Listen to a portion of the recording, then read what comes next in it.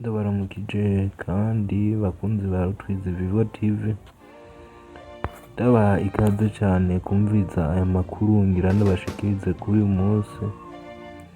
Amakuru ariko aravugwa ku ntamba mu rugamba z'abatarenza imyaka 23, aho bagiye mu nkino zo kuduserukira Uburundi muri Sekafa, inkino ziriko zirabera mu gihugu ca Ethiopia, aho umugwi wacu w'intamba mu rugamba z'abatarenza imyaka 23 bariko baravyifatamwo neza, kuko urukino rwabo rwa mbere bamaze kurutsinda, aho urwo rukino ari urukino bari bakinye n'umugwi w'igihugu ca Eritrea. Urukino rukaba rwarangiye ari ibitsindo 3 vy'intamba mu rugamba ku busa bwa Eritrea. Abakinyi umumenyereza Rukundo Onesime Murantunga, abakinyi umumenyereza Jimmy Ndayizeye yari yatanguje,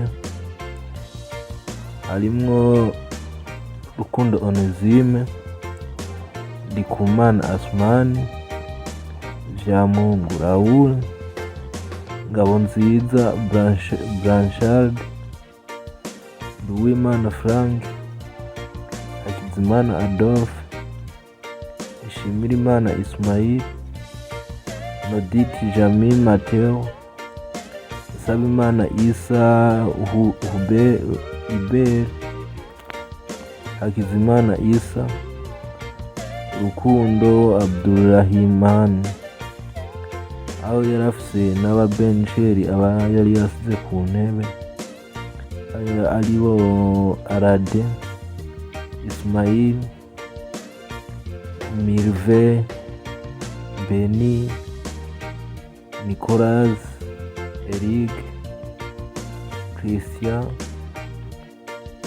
Justin,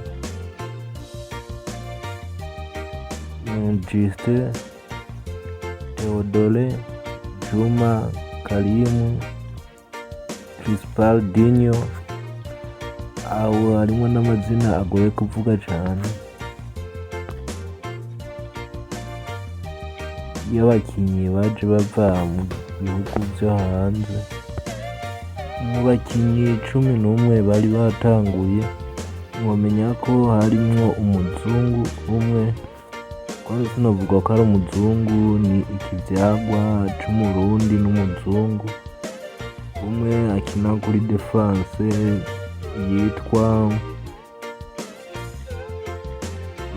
Noditi Jamil Mateo. Ibitsindo vyinjijwe n'intamba mu rugamba z'abatarenze imyaka 30 bikaba vyatsinzwe n'abakinyi harimwo Shimirimana Ismail,